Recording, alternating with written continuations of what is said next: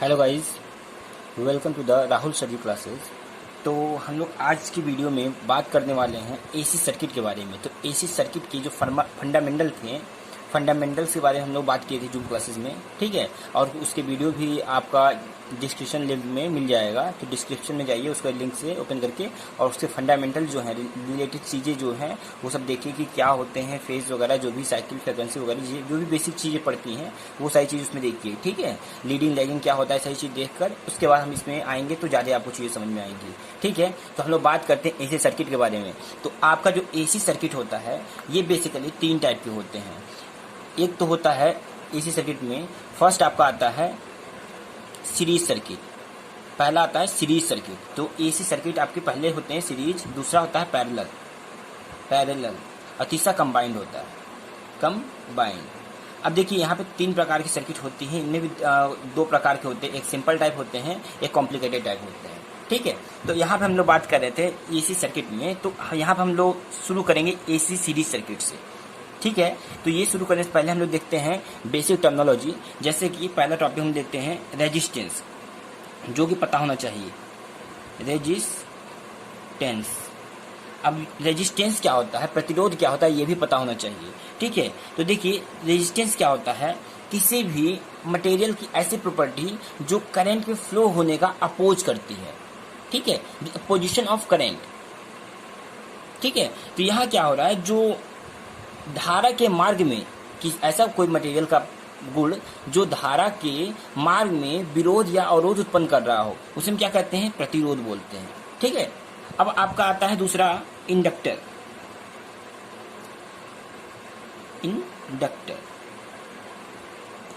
Inductor क्या होता है, ये एक स्टोरेज डिवाइस होता है, ठीक है। ऊर्जा को संग्रहित करता है, मतलब ये ऊर्जा को, एनर्जी को स्टोर करता है, ठीक है। अब किस प्रकार की ऊर्जा को करता है, तो ये चुंबकीय क्षेत्र में, मैग्नेटिक फील्ड में एनर्जी को स्टोर करता है। ऐसे मटेरियल को बोलते हैं हम लोग इंडक्टर, ठीक है।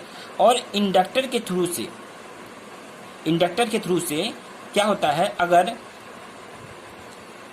कोई धारा में के मार्ग में विरोध या अवरोध उत्पन्न हो, किसी इंडक्टर के द्वारा क्या हो रहा है, धारा के मार्ग में अवरोध या विरोध उत्पन्न हो रहा है, अपोजिशन हो रहा है, जो प्रॉपर्टी आप रेजिस्टेंस देख रहे हैं तो वो प्रॉपर्टी एक इंडक्टर में मिलती है, तो उसे हम बोलते हैं रिएक्टेंस, प्रतिघात हिंदी में, ठीक। या हम बोलेंगे इंडक्टिव रिएक्टेंस,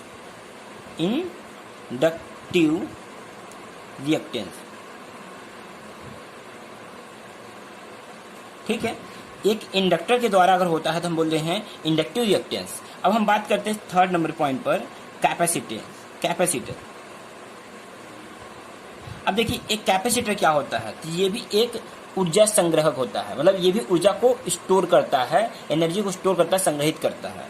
लेकिन किस प्रकार की ऊर्जा को, विद्युत ऊर्जा को, इलेक्ट्रिक एनर्जी को स्टोर करता है। अब देखिए जो कैपेसिटर है, इस कैपेसिटर के द्वारा जो प्रॉपर्टी रेजिस्टेंस में मिल रही थी वो प्रॉपर्टी इसमें मिले, मतलब धारा का विरोध या अवरोध उत्पन्न हो इस कैपेसिटर के द्वारा। तो ऐसे टाइप इस प्रॉपर्टी को हम लोग क्या बोलेंगे, इसे हम बोलेंगे क्या, कैपेसिटिव रिएक्टेंस,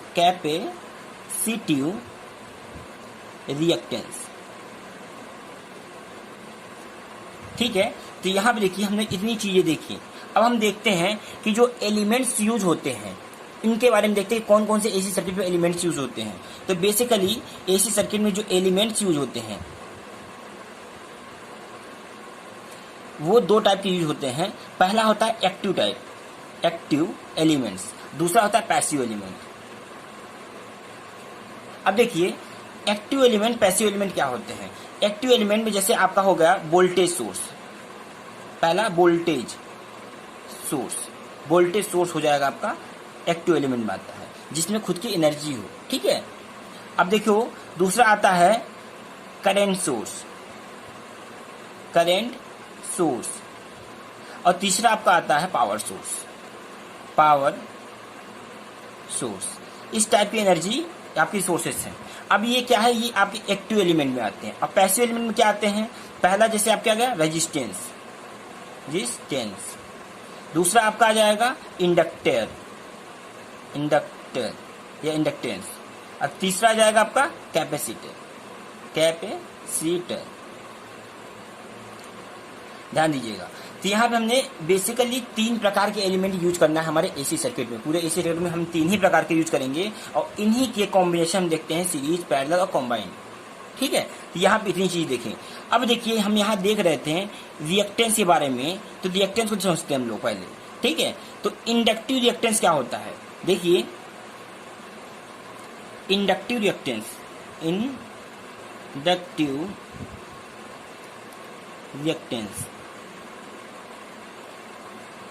अब इसको कैलकुलेट करने के लिए हम क्या कर सकते हैं, इसके लिए फॉर्मूला होता है XL equal to 1 upon XL equal to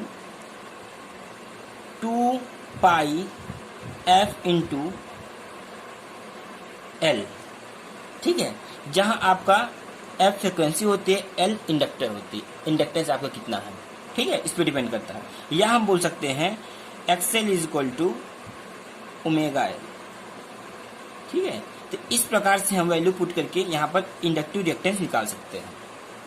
तो ये ध्यान रखिएगा, फॉर्मुलेशन के बेस पे आपके क्वेश्चन ऑब्जेक्टिव क्वेश्चन बन सकते हैं, तो यहाँ आपको दिक्कत ना हो, ये चीज याद रखिएगा। ठीक है, अब हम बात करते हैं कैपेसिटिव रिएक्टेंस की। कैपेसिटिव रिएक्टेंस, अब देखिए कैपेसिटिव रिएक्टेंस में क्या हो रहा है, इसमें हमें निकालना है। तो क्या करेंगे, यहाँ पे इसे हम लिखते हैं XC से। ठीक है, और XC इक्वल टू क्या होता है 1 upon 2 pi F into C। ठीक है, और यहाँ हम लिख सकते हैं इसको XC is equal to 1 upon omega C। ठीक है, जहां पे हम क्या देख रहे हैं, F फ्रिक्वेंसी है, C कैपेसिटेंस है, और ओमेगा आपका क्या है, एंगुलर वेलोसिटी है। ठीक है, एंगुलर वेलोसिटी ओमेगा क्या होता है, ओमेगा इज इक्वल टू होता है 2 पाई F होता है। ये ध्यान रखिएगा, यहाँ तक कोई डाउट ना हो आपको।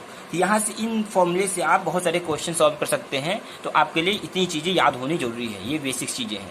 चलिए हम आगे बात करते हैं।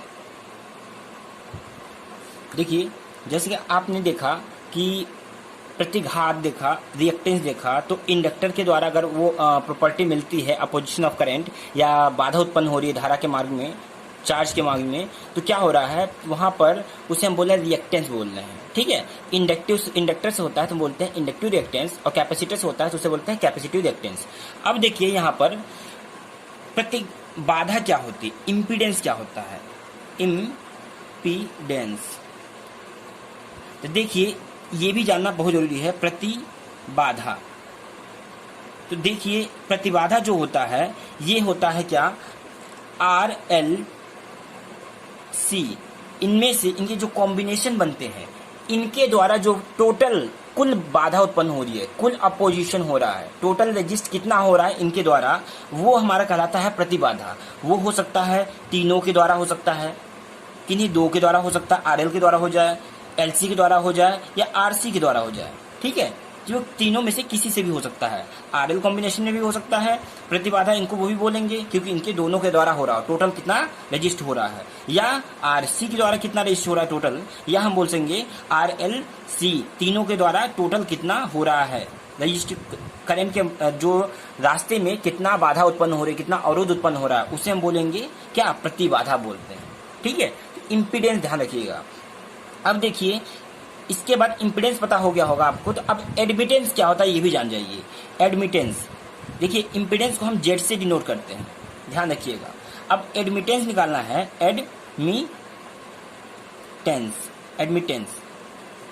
एडमिटेंस क्या होता है, ये होता है अपोजिट होता है, किसके रेसिप्रोकल होता है, इम्पीडेंस के। जो आपका इम्पीडेंस है ये बाधा को बताता है कितना वो रजिस्ट कर रहा है, वैसे ही आपका एडमिटेंस है इनके कॉम्बिनेशन के द्वारा कितना अलाउ करता है, करंट को फ्लो करने में कितना हेल्पफुल है, कितना अलाउ करता है, वो इसका एडमिटेंस कहलाता है।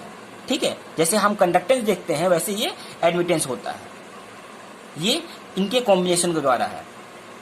जी हाँ, ध्यान रखिएगा। तो इम्पीडेंस, एडमिटेंस, आई होप कि आपको समझ में आया होगा। चलो अब देखते हैं आगे।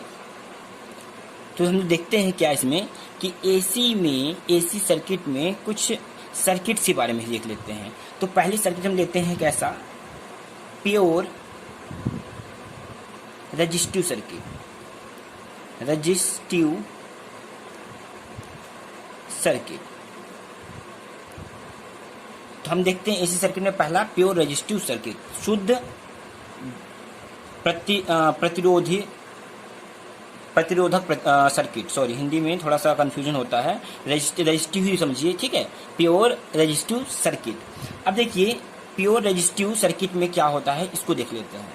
तो अब प्योर रेजिस्टिव है अगर, तो उसमें होगा सिर्फ रेजिस्टेंस का यूज होगा, ठीक।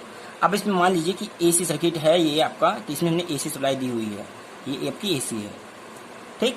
अब यहाँ देखिए हमने सप्लाई दी, तो मान लो कि ये V है, जो हमने सप्लाई दी है, V दिया है हमने सप्लाई, यहाँ करंट क्या हो रहा है, I फ्लो हो रहा है, जो कि V क्या है, V आपका साइनसोइडल फॉर्म में है, Vm साइन ओमेगा t, और I क्या है, Im साइन ओमेगा t।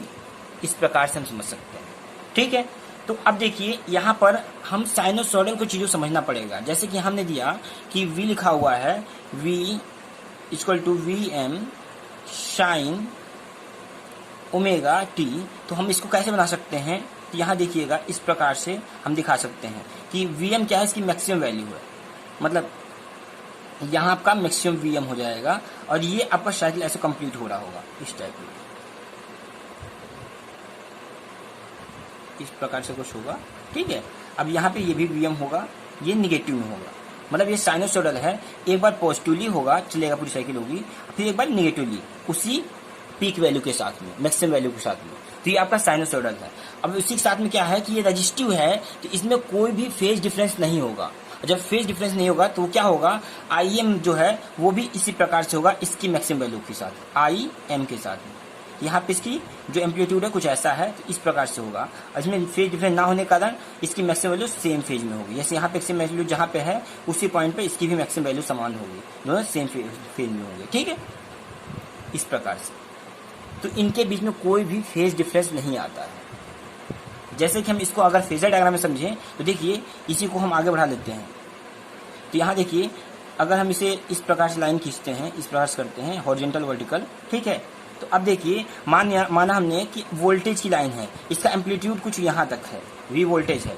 अब ये 0 से स्टार्ट हुआ, यहाँ से देखिए ये आपका चल रहा है यहाँ प्रकार से, कुछ इस प्रकार से हमने क्लॉकवाइज स्टार्ट किया, एंटी क्लॉकवाइज सॉरी। तो यहाँ क्या हुआ कि इसने क्या हुआ, ये पॉजिटिव साइकिल चला 90 डिग्री तक, मैक्सिमम वैल्यू तक पहुंचा, मतलब यहाँ से हमने 0 स्टार्ट किया, मैक्सिमम वैल्यू तक पहुंचा। अब देखिए यहाँ से क्या होगा, फिर ये आगे चलेगा, यहाँ पर साइकिल कंप्लीट करेगा, तो यहाँ पे ये पूरे कंप्लीट कर रहा है, ठीक। फिर ये क्या है, नेगेटिव साइकिल चल रहा है, तब नेगेटिव में चलेगा ये। अब फिर इसके बाद क्या हो जाएगा, फिर ये अपने पॉइंट कंप्लीट करेगा, इस प्रकार से वो फिर से 0 हो जा रहा है। इसने क्या है, एक साइकिल कंप्लीट कर ली। फिर इस प्रकार से इसी कम एम्पलीट्यूड के साथ हम दूसरा स्टार्ट करेंगे करंट के लिए, और वो भी इसी प्रकार से चलेगा और यहीं खत्म हो जाएगा, ठीक। तो ये देख सकते हैं आप लोग कि फेजर डायग्राम में मतलब करंट आपका यहाँ पे है और वोल्टेज आपका यहाँ पे, और दोनों इस प्रकार से हमें साइकिल समझ में आती है, तो कैसे हमें रिप्रेजेंट करना होता है। मतलब यहाँ पे जो आपका फेज है वो दोनों एक ही फेज में होंगे, करंट भी इसी फेज में होगा और वोल्टेज भी इसी फेज में होगा, क्योंकि वो दोनों फेज में ही है। क्योंकि देखिए प्योर रेजिस्टिव में कोई भी फेज डिफरेंस नहीं होता है, ठीक है। तो यहाँ ध्यान रखिएगा। अब देखते हैं हम लोग कैसे यहाँ पर वोल्टेज कैसे कैलकुलेट कर सकते हैं, पावर कैसे कैलकुलेट कर सकते हैं इसको देखते हैं, रेजिस्टेंस कैसे कैलकुलेट करते हैं ये देखते हैं। तो अब देखिए यहाँ से हम अगर हमें निकालना है करेंट I निकालना है मान लो, तो यहाँ क्या करेंगे, I इज इक्वल टू क्या हो जाएगा, V/R हो जाएगा ओम के नियम के अनुसार, ठीक है। अब ओम के नियम अनुसार निकालेंगे हम नियम अनुसार, तो यहाँ देखिए क्या हो जाएगा, यहाँ पर V जो है V की वैल्यू हम पुट करेंगे, तो यहाँ पर इक्वेशन में से 1 मान लो, इसको पुट करते हैं तो क्या हो जाएगा, Vm साइन ओमेगा t, और R हमें पता है तो हम R यहाँ रख सकते हैं बट्टे में R, ठीक।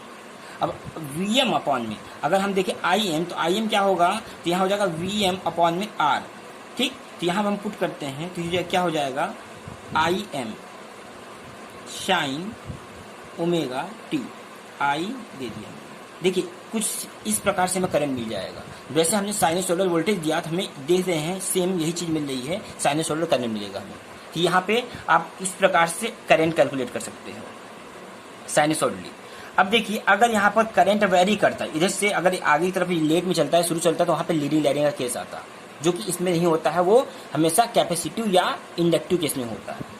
अब देखिए यहाँ पर पावर आपको कैलकुलेट करना होगा। तो पावर कैलकुलेट करने के लिए ध्यान रखिएगा, हम क्या करते हैं, P इक्वल टू करते हैं V RMS value, RMS value, मतलब हम RMS वैल्यू लें, इसके बाद I RMS वैल्यू लेंगे, दोनों की RMS वैल्यू लेंगे और यहाँ से हम कैलकुलेट कर सकते हैं इन वाट में, प्योर रेजिस्टिव के केस में।